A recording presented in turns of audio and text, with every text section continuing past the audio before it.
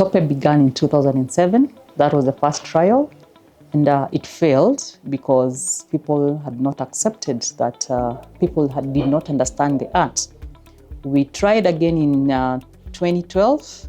It failed again, but in 2014, we made some pieces which we merchandised to someone and took them to a market. And when they went there, the Tope pieces sold out. So we decided to try the market ourselves. And from there, that's when we networked and people got to know about Tope pottery.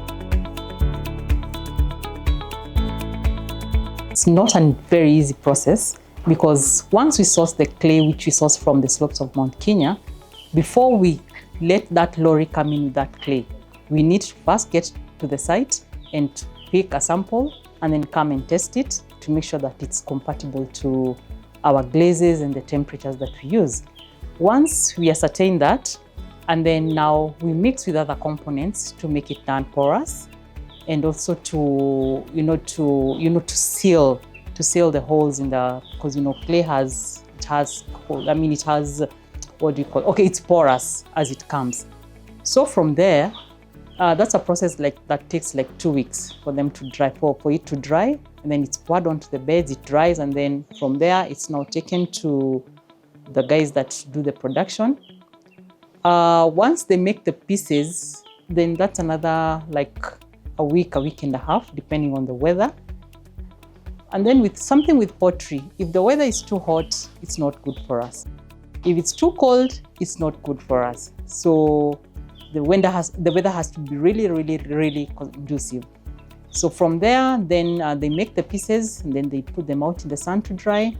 Once they are leather hard, they take them to the kiln, they are fired, and then they are glazed.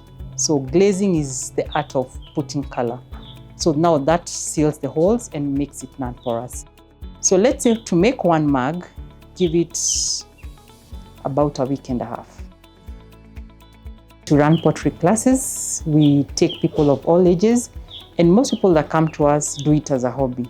But we've had people that have been training with us for years, and they're actually really good at it now. It's just for anyone that wants to do it as a hobby, but also for our community social responsibility, we take maybe people that are interested, we train them, and we employ them. And some end up leaving us and starting their own.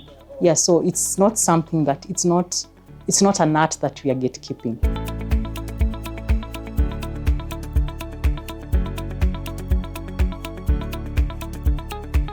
Our best seller is at our tumbler. We call it a coffee cup without handle. It goes for around 800 shillings. That's our fastest moving piece of art.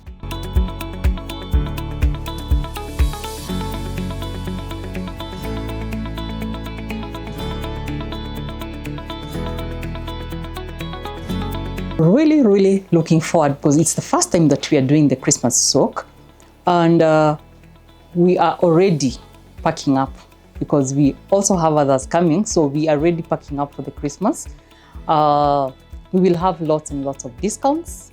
We will have lots of new glazes because mostly what we change is the glazes. We'll also be experimenting on new designs, so we are really looking forward and hope everyone comes.